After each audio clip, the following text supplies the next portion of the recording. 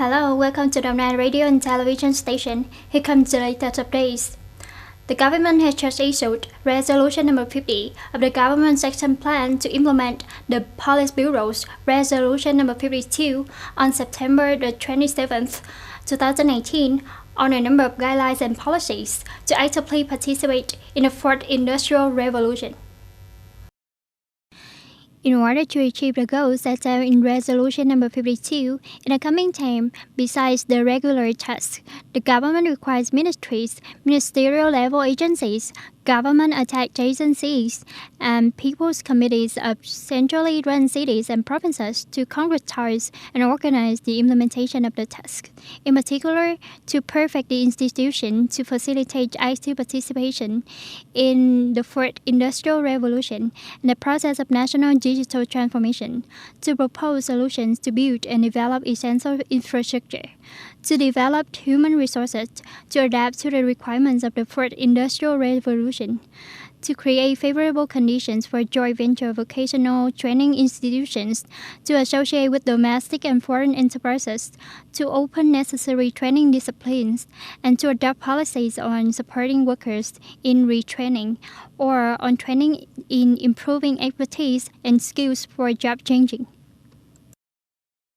The Association of Seafood Exporters and Producers said that the U.S. Department of Agriculture has just released a regulation to loosen the 60-day labeling rule for meat, poultry, and aquatic products like catfish or whitefish, according to the supervised powers.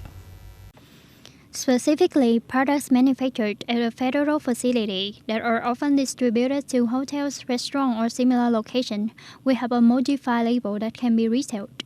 The revised label is required to keep all necessary characteristics. However, the agency will not mandate the use of labels without nutrition labels, as long as the labels do not have any nutritional claims.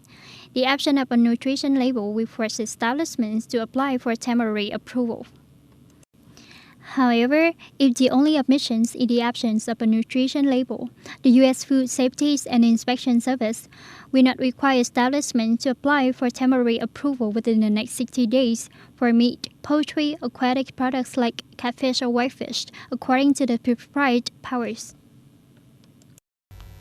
According to the information from the British Prime Minister's office, British Prime Minister Boris Johnson is in good health to speak with the U.S. President Donald Trump, discussing the joint efforts to prevent the COVID-19 pandemic.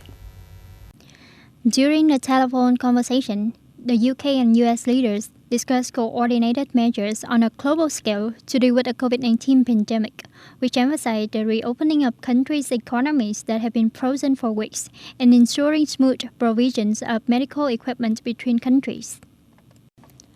Prime Minister Johnson and President Trump also agreed to strengthen bilateral relations with a focus on the signing of a free trade agreement between Britain and the US in a post-Brexit period.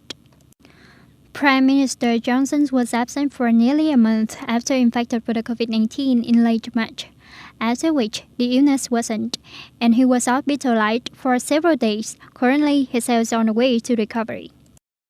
In the context that the COVID-19 pandemic continues to turn bad in the U.S., President Donald Trump said he would sign an executive order temporarily preventing the flow of immigrants into the United States.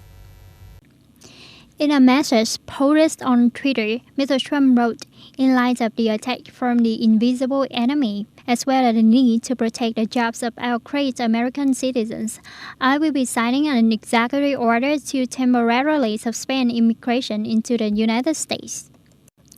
It is unclear which mechanism President Trump will use to suspend immigration, how long the suspension will last, and how it will affect the operations at the U.S. border gates and for those who have a green card.